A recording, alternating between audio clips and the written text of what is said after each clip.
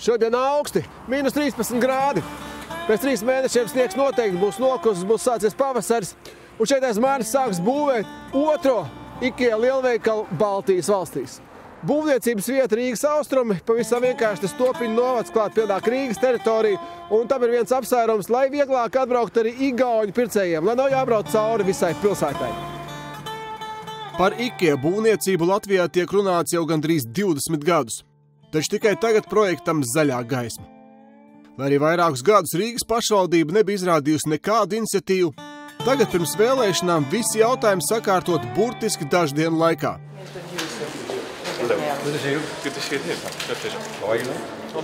Par IKEA ienākšanu oficiāli paziņo Rīgas mērs Nils Ušakovs, lai gan te būtu jāsēž Stopiņu novadu vadītājiem.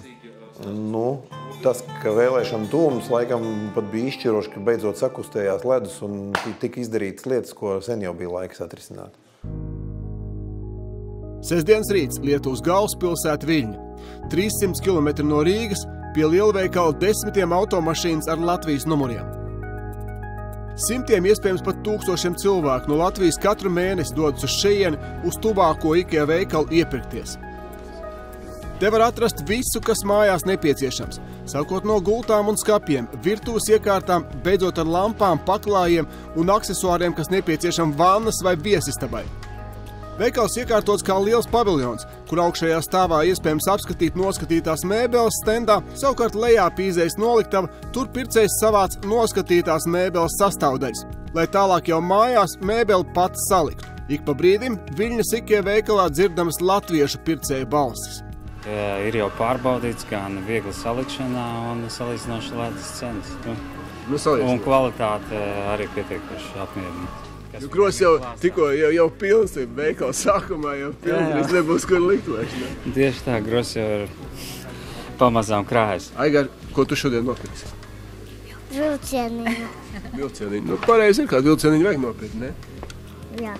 Jūs te pērkat šodien? Visu. Nauda pietiks? Pietiks, gan jau, ka pietiks. Bet kādas tās cenas nav dārgas? Normāls, vēl telties. Bet Latvijā? Latvijā, protams, ka dārgāk ir. Apskatīt. Var pagulēt. Var pagulēt, ja. Un kā guļās te? Kā kurā gultā? Jā, tas dzīvoklī remonts. Grūti man tagad pateikt, bet es saku pirmo reizi, un es tagad skatos, viss ir daudz, viss kaut kā daudz. Acis žils? Acis žils, nesaprot, ko vajag, visu vajag. Visu vajag pēkšņi, jā. Bet kāpēc tieši šeit? Liela izvēle. Gaidam Latvijā. IKEA ir pasaulē atpazīstamākais mēbeļu tirgotājs. Vairāk nekā 300 veikalu 38 valstīs. Nākamgad arī Latvijā. Es būšu tik drošs un teikšu, ka tas ir labākais mēbeļu pārdošanas koncepts pasaulē. Tam ir savas vērtības. Tiek domāts par vides aizsardzību un rūpēm par apkārtni. IKEA vīzija ir padarīt ikdienas dzīvi cilvēkiem labāku. And the vision, to make the everyday life of the many people better. IKEA pazīstams ar savu skandināvisko dizainu un pieņemamo cenu. Tomēr pēc 6-7 gadu lietošanas var gadīties, ka mēbeles arī jāizmet ārā. Arī šis žurnāla galds iegādāts tur pirms gadiem 6. Tagad, redzat, ir padilis un arī ieliecies. Ja mēs tā skatāmies iekšpusē, te ir papīrs. Vai redzēt to papīru? IKEA ienākšana Latvijā neapšaubām ietekmēs arī vietējos mēbeļu ražotājus. Tā, piemēram, Itālijā tas atstājas nopietnas sekas vietējiem mēbeļu ražotnei. Itāļu kolēģi ir sūkstījušies, ka pēc IKEA ienākšanas ļoti daudz mazie ražotāji ir zaudējuši darbu vai bijuši spiest pārprofilēties kaut kādā veidā un tam līdzīgi.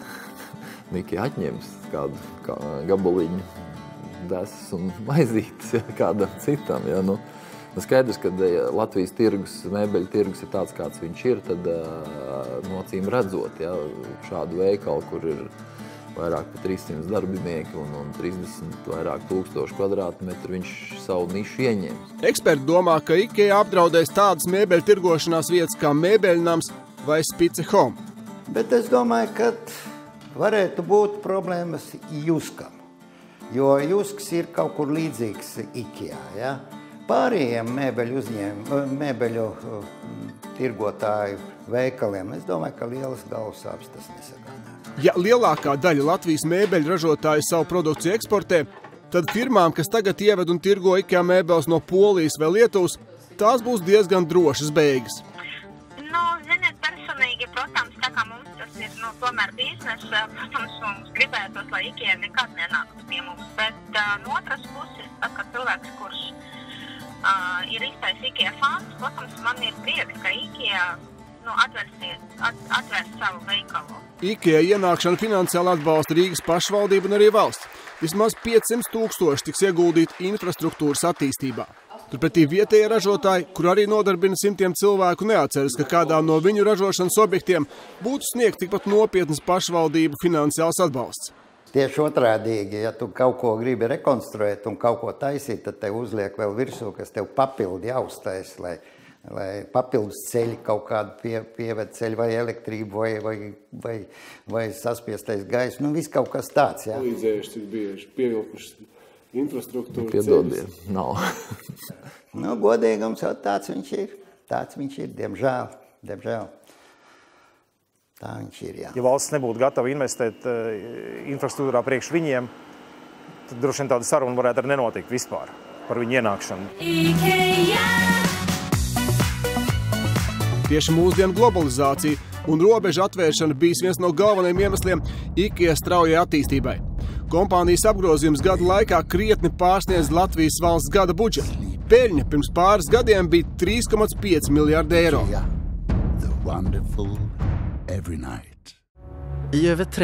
IKEA dibinātājs Ingvars Kamprats jau sen nedzīvo dzimtenē Zviedrijā, bet gan Šveicē. Viņa bagātība tiek lēsta ap 40 miljārdiem eiro. Augsto Zviedrijas nodokļu dēļ 70. sākumā IKEA kā kompānija tika pārcelt uz Dāniju, vēlāk uz Holandi. Tad Kamprats paziņoja, ka uzņēmums vairs nepieder viņa ģimenei, bet tagad nodots Inga Holding fonda pārvaldē. Shall I put my computer down a little bit? Yeah, there. Hi.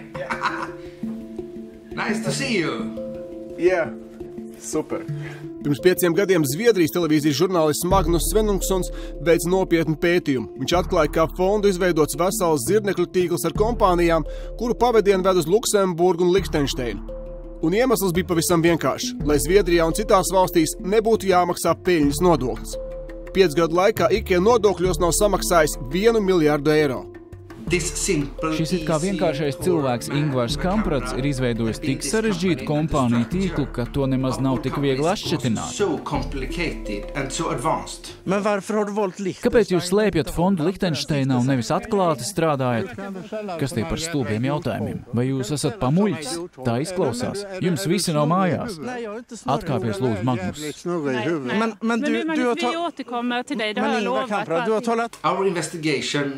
Mūsu izmeklēšana parādīja, ka Ingvars Kamprats ir melojis 30 gadus. Secinājums bija, ka viņam pieder IKEA, ko viņš kontrolē visu līdz pēdējiem tur, bet caur fondu Lihtenšteinā.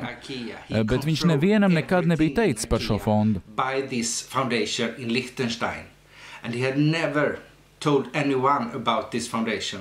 Pēc atklātās informācijas izmeklēšanu sāka ar Eiropas parlaments. Īpaši aktīvs te bija deputāts no Beļģijas Lamberts Felipe. Tas vienkārši nav godīgi. Jūs varat iedomāties, ka kādā no valstīm, piemēram Francijā, kur IKEA pārdod milzīgu apjomu mēbeļu, viņi panāk, ka ienākuma nodoklis ir turpat 0. Gandrīz nekas. Viņš uzsver, ka gandrīz 70% IKEA peļņas tiek iegūta Eiropā. Tas, ko mēs atklājām, bija tradicionāls veids, kā dara lietas. Jūs intelektuālo īpašumu izliekat, tā teikt, ārpusē kaut kur zemo nodokļu valstīs, piemēram, Luksemburgā vai Holandē.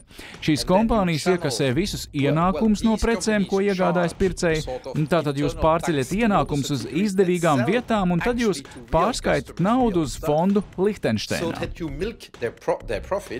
Into these tax havens, and then you channel the money into foundations in Liechtenstein. IKEA nebūtu nav vienīgais uzņēmums, kurš nemaksā nodokļus. Pērn tika atklāts, ka Apple Eiropā nav samaksājis 14,5 miljārdus.